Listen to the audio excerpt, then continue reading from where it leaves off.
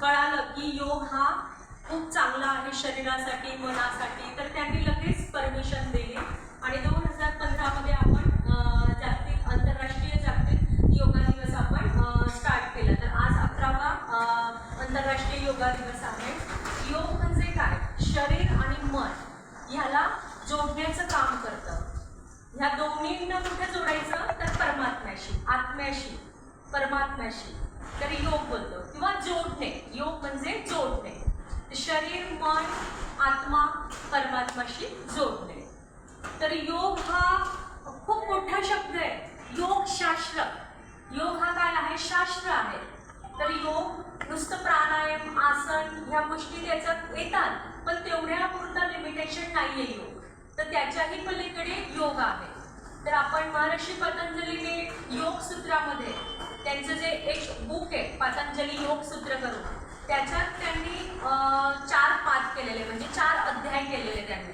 त्या अध्यायामध्ये त्यांनी 195 सूत्र, त्या सूत्रांमध्ये त्यांनी डिवाइड केलेले आहे की योग काय आहे. तर त्या काळी महर्षी पतंजलींना मानसशास्त्र, योगाचे मानसशास्त्र म्हणून पण आपण योगाला पाहिलं जातं. तर योग हे मनाचं जे विचार आहे किंवा मानसिकता आहे बदलण्याचं काम देखील करतं. तरी त्यांनी त्या मानसशास्त्राचं काम त्यांनी त्या पतंजली योग सूत्रामध्ये केलेलं आहे. तर त्याच्यामध्ये त्यांनी आपल्याला अष्टांग योग दिलेला आहे. 8 प्रकारचे हे दिले, लिंक दिलेले आहे त्यांनी, 8 अंग दिलेले आहे.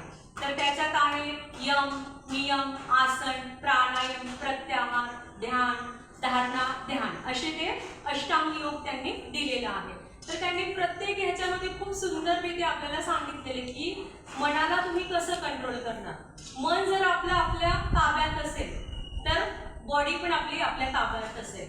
जर मनच आपलं विचलित असेल तर आपलं शरीर देखील विचलित होतं. म्हणून त्यांनी आपल्या मनावर काम केलेलं आहे. आणि त्याच्यानंतर मग इसवी सन 15वी सेंचुरीमध्ये, 16व्या सेंचुरीमध्ये हठयोग आला, जो आज आपण करतोय.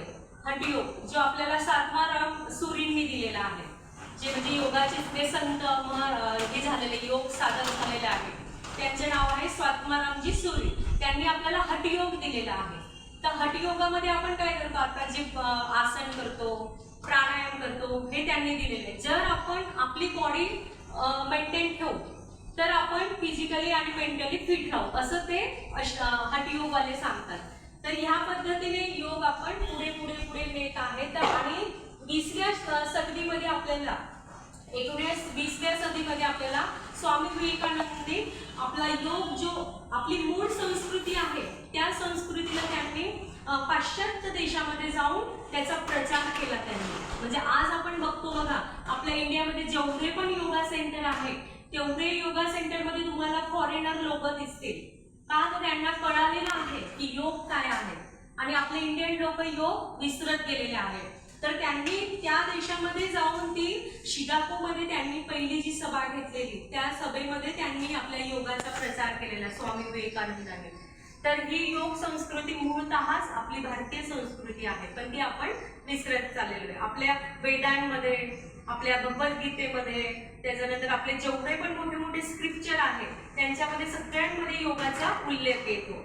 तर आज आपण ह्या योग दिनानिमित्त जी काही थोडीफार मी तुम्हाला योग साधना शिकवणार आहे, तर ती तुम्ही नियमित आपल्या जीवनामध्ये त्याचा उपयोग करा. तर निश्चितच तुम्हाला तुमच्या फ्युचरमध्ये त्याचा फायदा होईल. तुमचं शरीर स्टेबल राहील, मन स्टेबल राहील, विचार करण्याची क्षमता तुमची बदलेल. आहार विहार, आचार विचार आपण आयुर्वेदामध्ये म्हटलं गेलेलं आहे. तर त्या पद्धतीने तुमचं ते चेंजेस तुमच्या लाईफमध्ये येईल. पण केव्हा?